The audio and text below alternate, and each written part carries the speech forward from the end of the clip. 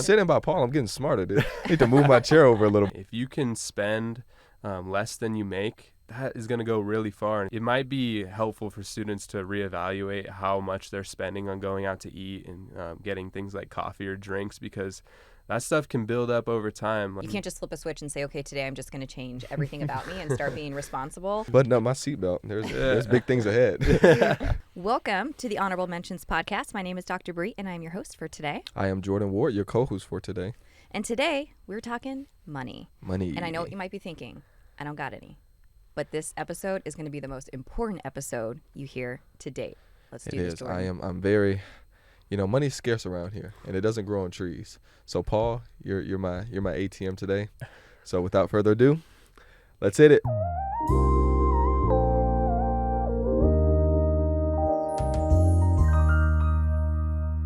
All right, well, today's episode is all about money. It's about finance, and we have a guest on this show who knows everything you need to know. So, Paul, who are you? Who are you? Yeah, my name is Paul Escarcega. I'm a senior studying finance and economics with minors in biblical studies and mathematics. I have some pretty extensive background in finance. During my 3 years here at GCU, I was able to work at Morgan Stanley, an investment bank, and with their wealth management department. So I was dealing with how financial advisors talk with people, and I was able to get my Series 66 and SIE licenses. So that is a little bit of stepping stone to becoming a financial advisor, provide financial advice. Still have a little bit ways to go there, but I'm also currently a peer financial coach in the College of Business, where I meet with students who have questions about money and just want some guidance about where to go, generally with their finances, and I try to point them in the right direction, get them a little financially literate so that they have some confidence. So, Paul, you have a minor in mathematics by choice. Yeah. By choice. Right? Yeah. Okay, so we got the guy that likes numbers. He knows numbers, and he knows money, right? So let's dive in. Now, I remember back in my college years, yes, it was decades ago. Don't judge me for it, Jordan. I can feel you. But when I was in college, I was in a scarcity mindset, right? Yeah. I was like, don't talk to me about saving nor investing. I am trying to come up with enough pennies to get toothpaste and toilet paper in my dorm room. Like, I am in survival mode, and I just need to get by. So if you were to talk to me at 20 years old about investing, about saving, I immediately would have turned off this podcast because I would have said, that's not for me. But you're going to explain exactly why this is the time we need to be having this conversation. So what are your thoughts on that? Why should they keep this podcast on?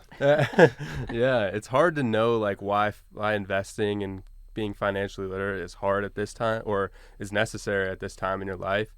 But what many people don't realize is that college students, since we're really young, we're not rich in resources and money.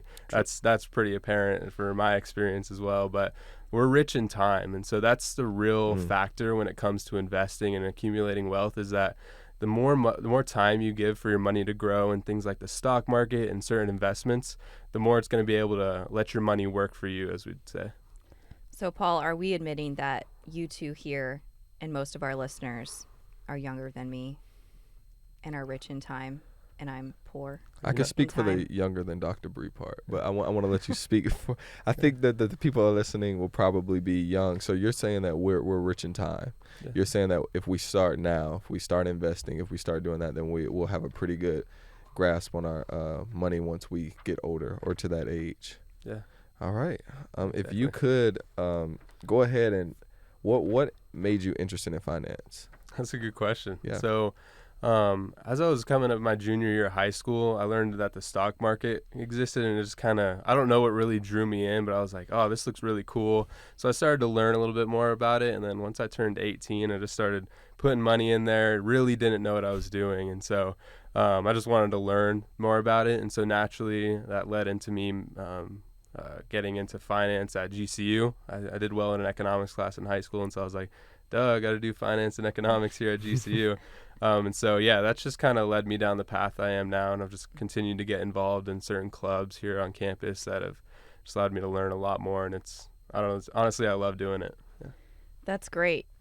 Let's talk a little bit more. So we got to get to the point where we feel like we can save and we can invest.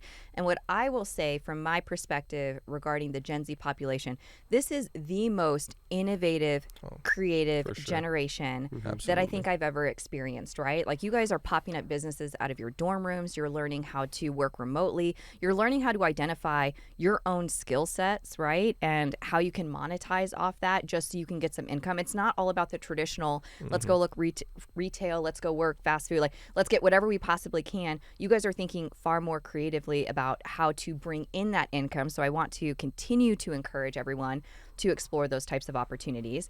But I also want to talk about, you have a lot of tips and tricks for things that we're probably overspending on, right? That we don't even realize it. Or like there's things we can just change from our day-to-day habits that puts money back in our pockets. And now we can have the conversation about saving and investing.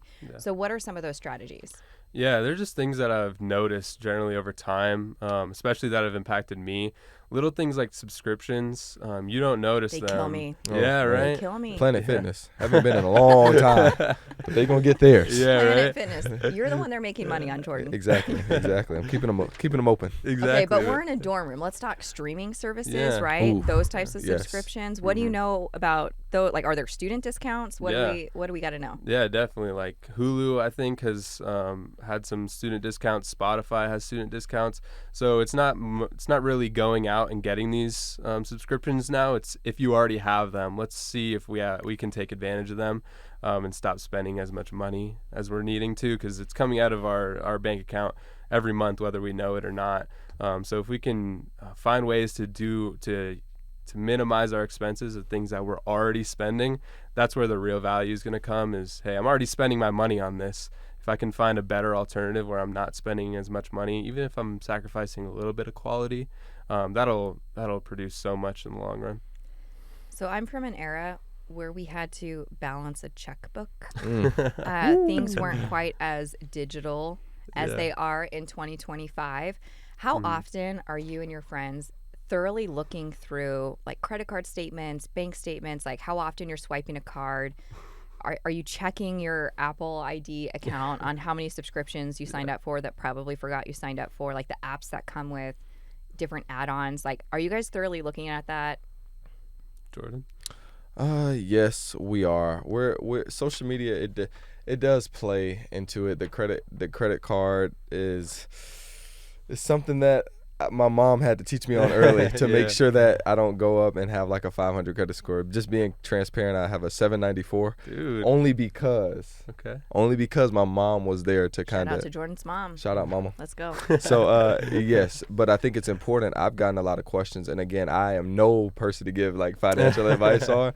I'm going to send them your way from now on. I hope you know that. Yeah. But it does play into a feature, as Dr. Bree said. A lot of us are just trying to buy ramen for the next night, let alone let's start up like whatever these apps are, like Robinhood or whatever the case is, Acorns, trying to save money. That's like the last thing on their mind. They're like, I want to be in college and have fun, so why should I be saving my money? How do you feel about the people that are I'm in college, like I don't have to worry about it right now, like I'm dealing with It's a later school. problem. Like it's a later problem. Like I'll deal with that. I'll cross that road when we get there. How do you feel specifically about that? Yeah, it's just kind of like it can be a narrow way of thinking because you don't understand the opportunities that being financially literate will provide you after college, because now you have real expenses. Now you're going to be wanting to buy a home or at least rent somewhere.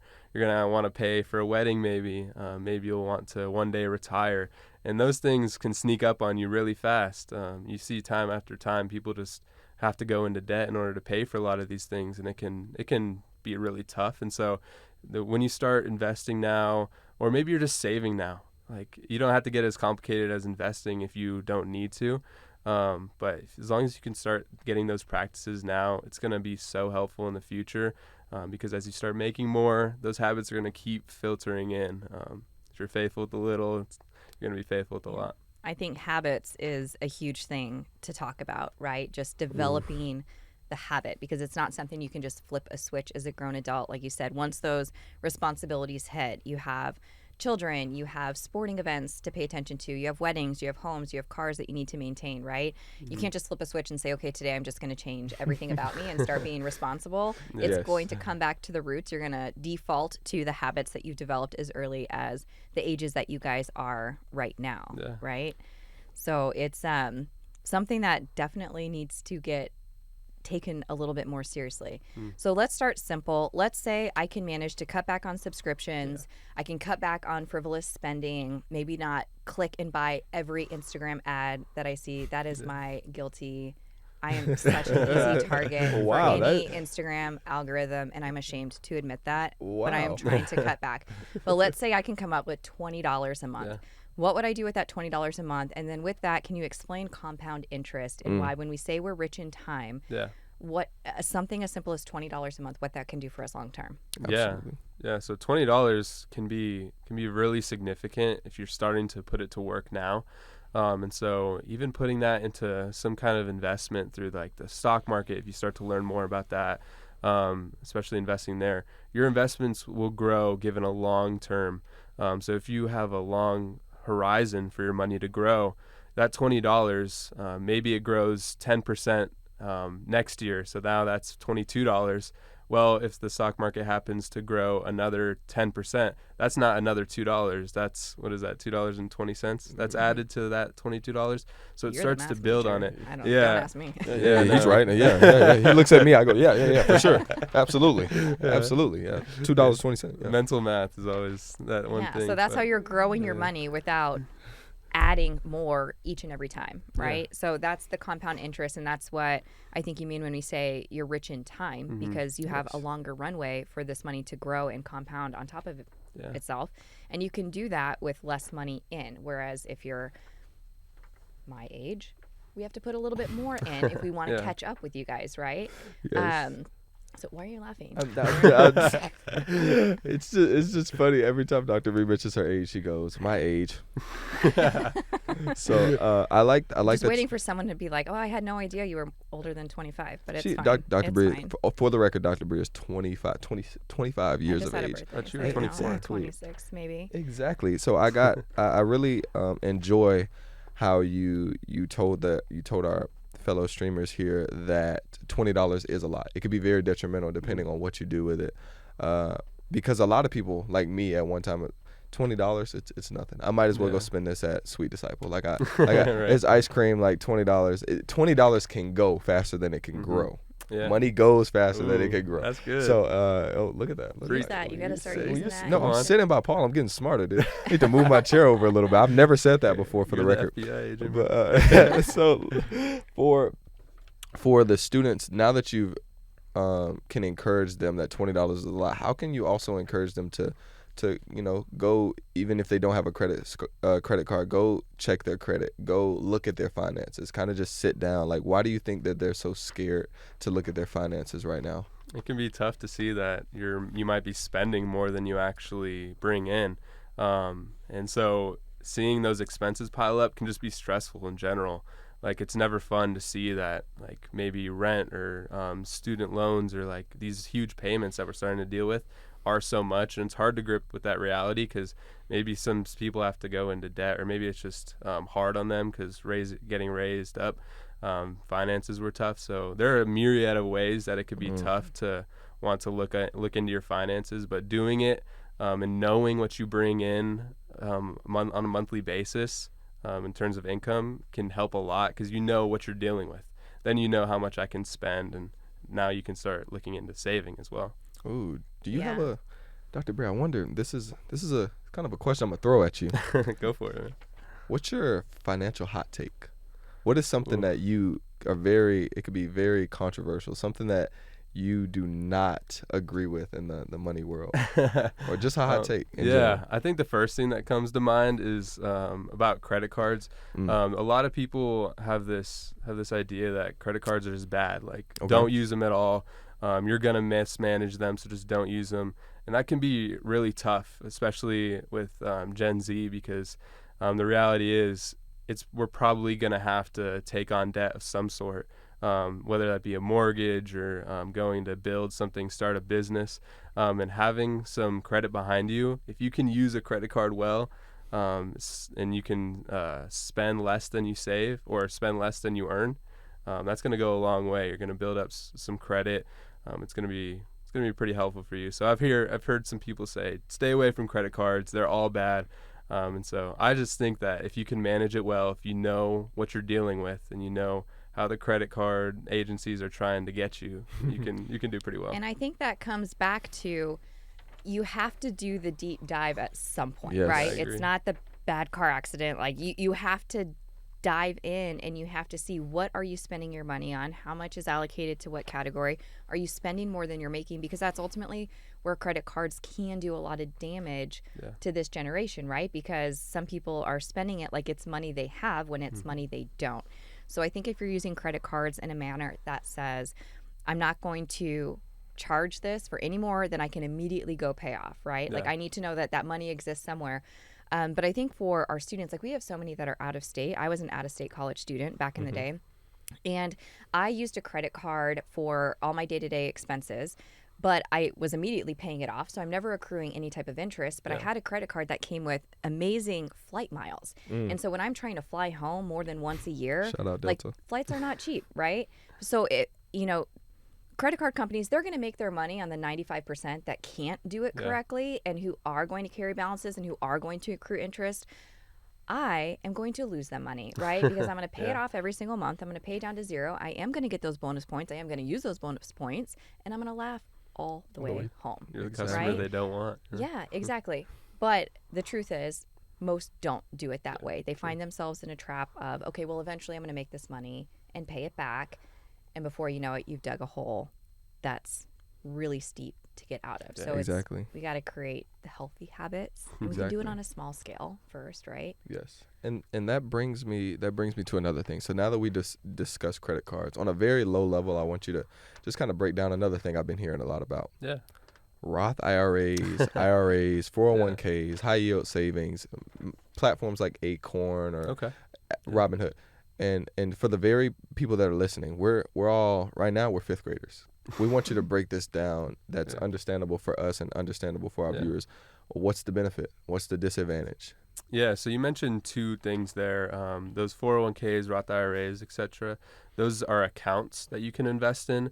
The platforms that you mentioned, like Acorns or Robinhood or Fidelity, those are brokerage accounts. And so those are the ways you're going to be able to invest. Those apps like Fidelity, those ones I just mentioned, those are apps that you can use. They're called brokerages. They allow you to invest your money.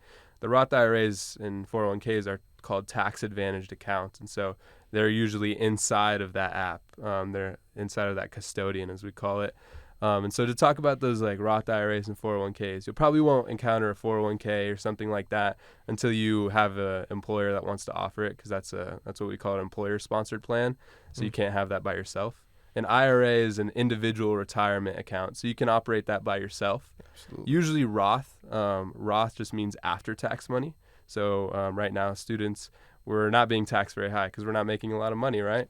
So the idea is that with these accounts, let's get taxed right now so that I'm getting taxed pennies on the dollar compared to what I will be later in life. So I'm going to get taxed right now, put that money in the account. It's going to grow tax-free, and I can withdraw it for qualified expenses. And so that's the appeal for a Roth IRA. It's very popular for students around our age who are starting to think about their future. And so I think it could be a really helpful tool if you use it right. So yeah, that's a pretty large overview. So let's talk about this. So with a Roth IRA, with a 401k, those are words and things you're going to start to hear and learn more about, especially as you take that first full-time job or start to transition into industry. One of the biggest issues, I feel, is we are in a very instant gratification era, right? If I want something, I go on Amazon. It's at my doorstep tomorrow morning, right? If I want to watch anything on TV, it's one click stream away, right? I don't have to wait for anything anymore. There is no need to develop a sense of patience.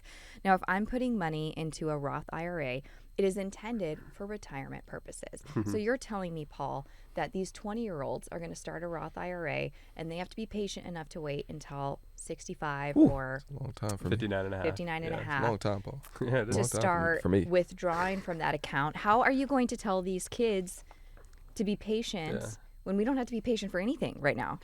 Yeah, it's hard to see that because, like in this moment, especially in the finance world, you just want your money to start doubling. Like, oh my gosh, I hit a 2x return, which means you doubled your money. Like you see people, that's all people post on social media is their wins. And so, like these accounts, these retirement accounts are supposed to make you wait for that gratification. It's going to build on itself if you invest it right, but you're going to have to wait. A good disclaimer for the Roth IRA is the contributions, meaning the money that you've put into the account, you're always able to withdraw it without any penalty. So if I put in 1,000 and it grows to 1,200, I can withdraw that 1,000 penalty and tax free. But that $200, if I were to withdraw it before 59 and a half, it would be taxed and penalized. So I did not know that. yeah, those accounts are really just the government trying to say, hey, wait a little bit. We're wanting you to take advantage of this. This is an awesome opportunity. You just got to wait a little bit, and you're not going to see it right now. Who knows? Your investments will probably go down a lot at some point, and you're going to be responsible enough to keep investing during that time because you know over the long period, over that long-term horizon, it's going to come out for your benefit. And I think this is where we talk about this generation being rich in time, because even with a Roth IRA, there are because it's a tax advantage account, there are limits to how much you can invest each year. So it's not like I can waltz up in my 40s, 50s, 60s and just drop, a bag of cash in this account and say, it's okay, I'll catch up. There are limits to how much you can put in there on an annual basis, That's right? Yes. Yeah. And so I think that is why investing early is so important. Even if you're not hitting that max on an annual basis, you're at least getting something in there. It's growing, it's working for you. As you make more, you can invest more and play a little bit of catch up. But I think that's important to note too. Like there's limits. It's not a free for all. Dr. Bree, you're on it. My It is. gosh. I looked at my finances once or twice. Hey. Exactly. I saw Not Paul was recently. coming out. We're entering the holiday season, so I probably won't check that until January.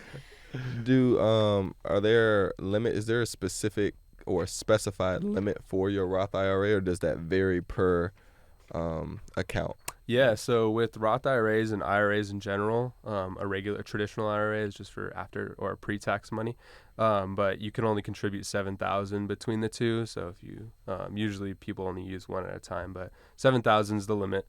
Okay. For other plans like 401ks, I believe the limit's or the max is like $23,000. So it can 23,500, I think. So it can get up there. Where's that money? But yeah, I don't have that money. yeah, Not yet, right? Jordan. Not yet. Ooh, per year? Right. 23,000 Yeah, something like a year? that. Yeah. So, Goodness gracious. yeah, Okay, right. thank you. Gotta button up my seatbelt. There's big things ahead. So, But that's great to know with the Roths. Like there are limits, and so the earlier we can get in there and start investing, the better. I will drop this plug because this is something like you just don't know what you don't know until someone asks you the question, which is typically orientation on day one of your new job, and they say, "Hey, we have this 401k, and we offer a match, and just fill out this paperwork if you want to do it." And most of us are like, you're giving us $401,000. Like what is this, right? Like what is this? 401 grand, that's what I call it. But they talk about a match. So can you explain what it means and why, employers are the ones who typically lead the way when it comes to 401ks, like what it means when they say we're going to match? Yeah, definitely. So 401ks, that's like a tax code 401k. And so those. So I don't get $401,000. I wish, right? That would have been awesome. Huh? Well, they're asking for 23 grand. I mean, they're asking for 23 grand. 401k is a That's great the investment. IRAs. Right. There you go. Yeah. So usually companies want you to stay for the long term. And so they're going to offer you what's called a match based off of your income usually. So they might say, we'll match up to like 100% up to like 2% of your income. And so they'll usually it'll be like a number, like, I don't know, maybe $500 that they'll allow you to invest into a Roth or a 401k that they'll match for you. So they'll invest the same amount for you. We like to call it free money because it's pretty much the equivalent. You invest this much, we're going to invest the exact same amount. It's the closest thing to free money in the investment world that you're going to get. And so that's a really unique opportunity. Not many employers are still practicing this, and even if they do, they're making you wait like pretty long periods, more than a year, to actually wait for that money to become yours. It's called vesting. And so that can take a while, but it's really beneficial. Another little plug there with 401ks. Many people don't know that you can elect to make it a Roth 401k. Again, that means after tax money. Usually that's beneficial for younger people who are getting taxed less. And so you usually have that option to make it a Roth 401k. So yeah, and so when college grads are going out there and they're looking at their first job offer, more often than not, we're looking straight at the salary that's coming with it, right? We don't always look at the benefits package or the investing opportunities. We're just looking at the raw numbers that are on there. We don't know health benefits. Like, we don't know what's going to come out of that paycheck by the time we actually start our employment there. And so I think one thing that's really important for folks to consider when looking at the benefits is, does your employer offer a 401k or some version of a Roth 401k, right? And to what extent do they match? Because to your point, that is free money. So it's not in your salary, it's not in your base salary, but it's free money that they're adding into your future retirement, which we might not have the patience to wait until 59 and a half to receive it, but at least it's free money going to work for you. And that could be a huge selling point, right? Your salary might not be exactly where you want it, but if they're matching 5-6% into a 401k, you got to consider it, right? Absolutely. Right? All right. Well, what other hot takes do you have when we talk finance? Like, what are things students often maybe do that they shouldn't do, or savings they should be considering? Like, what have we not touched on so far? I think spending money on things like going out to eat, that in and of itself isn't necessarily a bad thing, but when it becomes a real big habit of we're going out to eat almost every night, and we just don't have the income to support that. Maybe it's, hey, we want to go get coffee every morning at like a place around town that isn't GCBC, where we could be using our dining dollars or something like that. That can really eat away into our expenses. And so it might be helpful for students to reevaluate how much they're spending on going out to eat and getting things like coffee or drinks, because that stuff can build up over time. Like, I've seen many students just not know how much it's going to affect them. And if they were able to do that stuff at home, make their food at home, get a little Keurig maker going, that would be a lot of savings if they actually tracked it. So that's not very popular because people don't want to be told, like, you can't go out and go get this food, or you shouldn't go get your coffee because you want that. You want it right now. I want my caffeine. Exactly. But, Well, and even we have students who are on dining dollars, so they're probably not paying super close attention to how much each meal truly costs in 2025. And it's like, if you were to substitute your dining dollars card for a credit card or a debit card, think of how fast that adds up. You're the math guy, so I'm not going to do the math. But if you're talking like $15 for one meal a day times 5 days a week, what are you spending on average in a month, right? Like, you're talking $450, $500 just on a fast food meal, and that's just one meal a day. Like, if you're going out and adding Starbucks, coffee, GCBC to that in the morning, if you're adding, drive-through in and out on the way home, like that. For some people, like, it doesn't seem like a big hit in the moment because it's one swipe of the card. But that's one of those things where I think when you're looking at your monthly spending report, that most people are like, oh my gosh, like, that has to stop. Like, that has to get under control, right? Exactly. I like that we've talked about our healthy habits, and there are a lot of people that are probably feeling convicted right now about their habits. But let me go ahead and ask you, just so our people don't feel alone that are watching this. Paul, what is your unhealthy finance habit? Yeah, dude. Like, I'm preaching to the choir right now because I like my coffee, and so like, every now and then I was cave and be like, man, I want to go get like a coffee from, I think it was like Dutch Bros a little while ago. I was with my girlfriend. I was like, why not? Like, let's just go get this because I just feel like it, which totally not logical, but it's like, I like coffee from home, but I'm still gonna get this like little sweet treat because why not? So that's something that I find myself doing. Yeah. Got it. And if, let's say, I personally don't drink coffee, but I could be tempted. So I don't want to get too deep into the coffee. Don't even start. So I don't want to start. However, let's say, correct me if I'm wrong. Like, let's say you go to GCBC and your coffee is like what, like $8? Yes. Let's say what else could you be doing if somebody's waking up every day and getting coffee at $8? What is something that you encourage to do? Oh no, take your $8 and do this. Yeah. Per day. That's a lot of money. Just give it one coffee. Yeah. One coffee a week. Yeah, like that money could be put into a savings account and just start building, Even if you find a way to make coffee yourself, or just doing things yourself can often save you a lot of money. So Haircuts. directly, Oof. you see that $8, it's just a number on your phone. But if you start storing that away in like a separate account, if you're able to make a separate savings account in your bank, you can see that money start to build up. $8 a week, it'll get you somewhere. Probably not a ton of money, but it's going to be significant.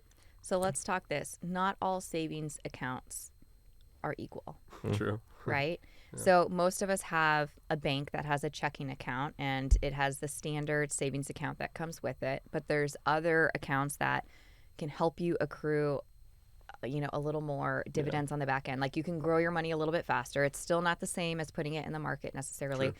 But it's going to grow faster than your standard savings accounts. Do you have any advice on that? Yeah, so something that I've seen a lot of people start learning about is these high-yield savings accounts. Yes. They can be really useful for people who are just trying to build up what we call an emergency fund to cover expenses that we just won't expect, And so as you start to get a little bit more financially literate, you realize I'm going to need this. And so getting a high-yield savings account allows your money to grow pretty fast. I don't want to get too technical right now, but interest rates have been slowly coming down. And so the yield on the high-yield savings accounts has started to dip pretty low. So finding a high-yield savings account paying you more than 4% per year is pretty rare.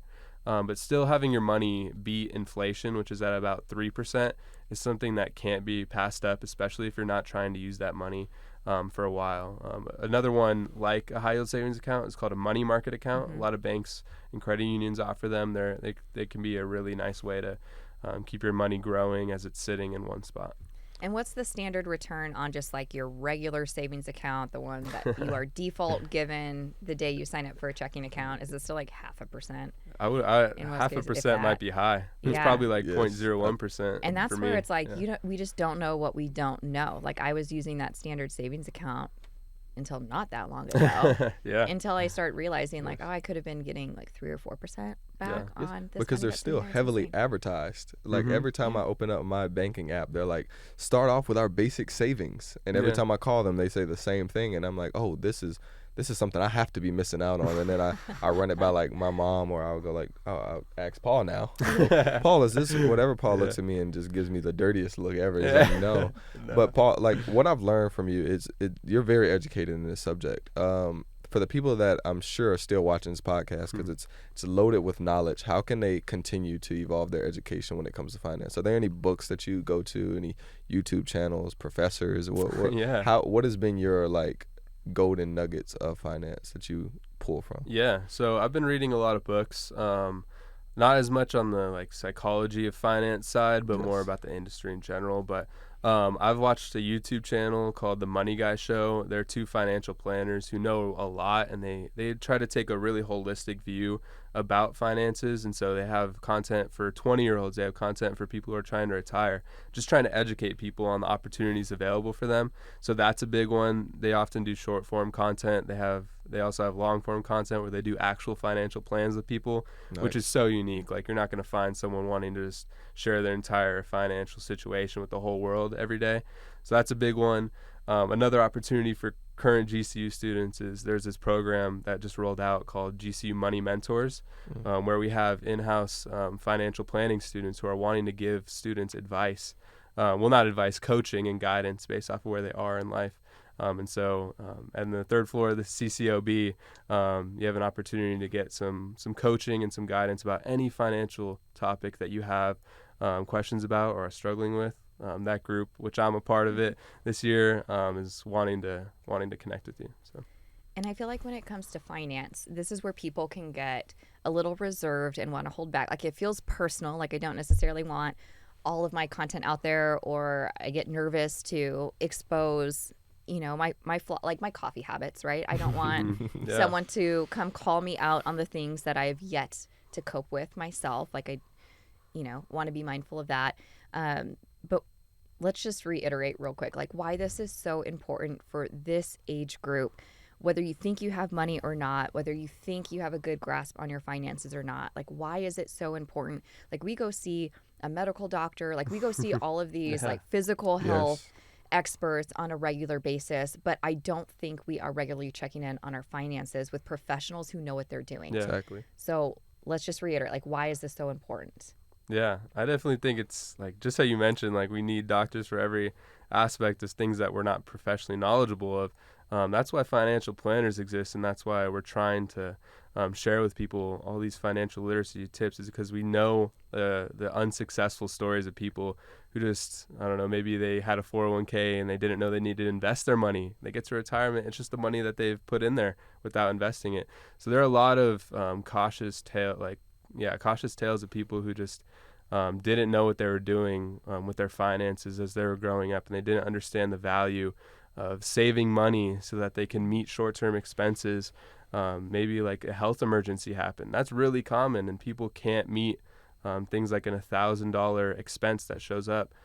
Being able to practice these financial habits can be really helpful, not just for you, but for other people. Absolutely. Like you want to be able to be at things, be at events, be able to pass on your wealth in some way through giving. And so your short-term financial habits aren't just for you, they're for others as well. So that's important. Yeah, I thank you so much for reiterating that and hopefully giving folks some confidence, right? And confidence in diving into this topic. I know it's a sensitive topic. It's something we don't necessarily like to dig into, but it's necessary. And to your point, we're rich in time. I will tell you right now, you cannot buy back time. Yes. Right. One thing and so you can address it now, be proactive now, or deal with the problems that come later. I know, Jordan, you mentioned something like this.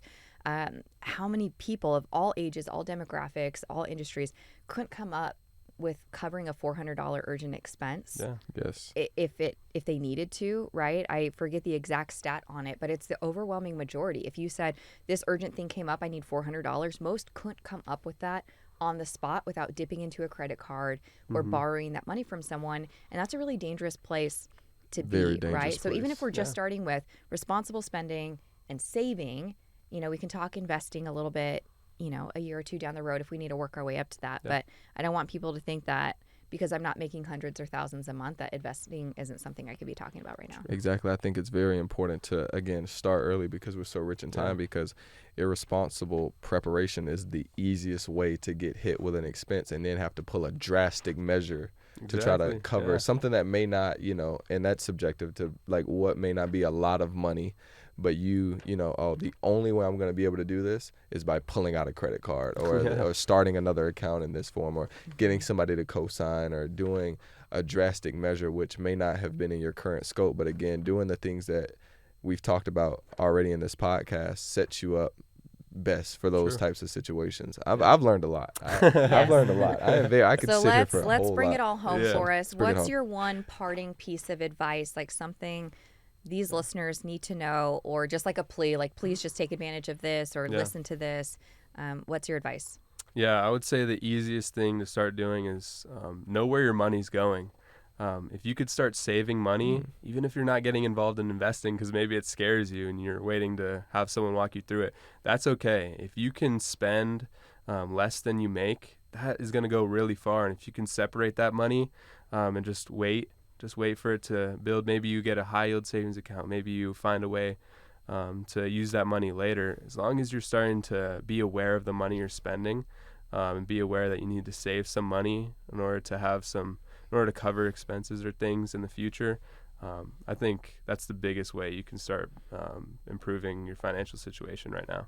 Okay. And that's the simple math, right? Yes. Spend less than you make. Like I can do that math, right? We should all be able to do that math. That's like that's that one line. That's a bullet point, and then when you press, don't spend a lot, and then you press it, and there's bam. There's just a lot of methods. So are we ready to reel it home with the honorable mentions question? I think we are. Yeah. All right. I think that I've learned a lot. I'm definitely motivated to go and stop. I play for PlayStation Plus, Planet Fitness, when we have Juniper Gym, we have all these things. So I'm motivated. I hope that the audience is also motivated. But behind Paul, there's a person. There's somebody. There's an influence. There's innovation. There's motivation. There's determination. And there's dedication. Oh, wow. What we want to know on the Honorable Mentions podcast is, who is your honorable mention? Who is somebody that you would like to shout out? That could be mom, dad, sister, brother, whoever. We just want to know. Could be Jordan. Yeah, it could be me. It you could be know? Jordan. Yeah, right? So yeah, that'd be Nah, funny. for sure, my mom and dad, they're awesome. But in the finance world, just because we're on the topic of budgeting and things like that, my friend Logan Tice, he's been really helpful as I've been learning about finance in the finance world. I'm actually in leadership with him in the student managed investment fund, and he just taught me so many things about finance and about financial planning. And even in my career, as I've been interviewing in places, he's been teaching me these great things that I've been applying a lot. And I've been teaching these finance sessions within the honors college, and he's come to them and he's given me so much support, saying like, yeah, that's like, I'm actually learning stuff from what you're saying, even though he knows much more than I do. So Logan Tice has been the guy for me in terms of the finance world. He's been my biggest supporter despite still being a student. He's still like, I recognize how much he knows. And so shout out to Logan. Shout out to come Logan. on, If you're All watching right. this, send this link to Logan. I will. Logan, we need to get in touch. Right? So, All right. Well, shout out to Logan. Shout out to Logan. I always love to hear the stories where it's like your peers lifting up other Yeah, peers and sharing absolutely. knowledge and feeding off each other's enthusiasm for a topic like this. And it's a Mm-hmm. topic that we very much so need to hear and be talking more about. So thank you for Thank you. joining Thank us you. Thank on you the for Honorable having me, Mentions guys. podcast. It's been Yeah. great to learn more. Shout out again to Logan. It's been such a blessing, man. Thank you. Thank you so much. Jordan, it's been And awesome, man. yeah, well, All right, ready? we're out. Little Lopes up. We're out. What's up?